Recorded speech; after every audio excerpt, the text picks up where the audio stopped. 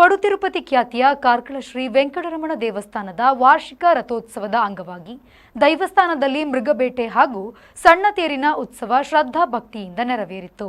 ಬೆಳಗ್ಗೆ ಮಹಾಪೂಜೆ ಹಾಗೂ ಯಜ್ಞಾರಂಭ ನಡೆದವು. ಸಂಜೆ 4 ಗಂಟೆಗೆ ದೇವಸ್ಥಾನದ ಒಳಾಂಗಣದಲ್ಲಿ ಸುತ್ತುಬಲಿ ಉತ್ಸವ ಜರುಗಿತು.